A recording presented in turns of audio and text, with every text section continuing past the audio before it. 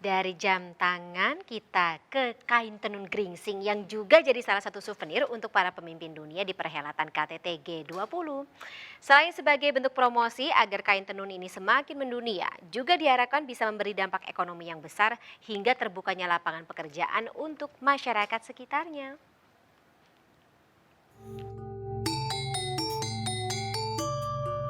Kain tenun geringsing merupakan warisan budaya kuno yang masih bertahan hingga saat ini. Proses pembuatannya yang rumit membuat perajin harus membuatnya hingga bertahun-tahun. Sebanyak 120 lembar kain tenun ikat geringsing berukuran 125 kali 20 cm ini disiapkan pemerintah Indonesia untuk souvenir para pemimpin negara yang hadir saat pelaksanaan KTT G20.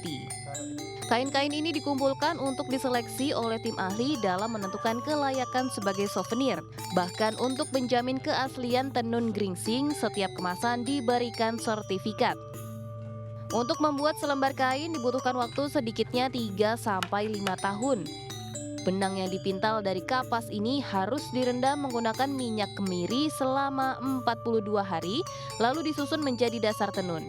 Kelompok benang akan diikat dan dilanjutkan dengan pewarnaan menggunakan bahan alami seperti minyak kemiri, akar mengkudu, hingga daun taum.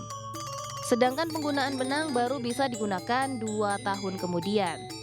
Dengan dipilihnya kain tenun geringsing sebagai souvenir untuk G20 menjadi bentuk promosi hingga berdampak ekonomi dengan terbukanya lapangan pekerjaan untuk warga desa Pegeringsingan. Harus kesabaran, terutama kesabaran. Kalau putus, kalau nanti masih ruwet itu harus turun dulu nenangin, nanti lagi naik gitu.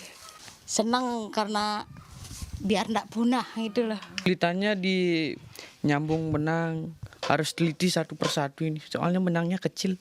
Kendalanya benangnya kecil-kecil sekali. Harus teliti.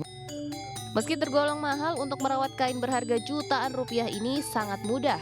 Setelah dipakai cukup diangin-anginkan saja, tidak dicuci atau hanya dicelup dengan air biasa kemudian digantung di dalam rumah.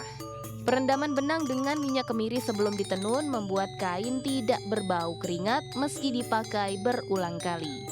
Dari Karangasem, Bali, Dewi Umaryati, Nyoman Juliadi, iNews melaporkan.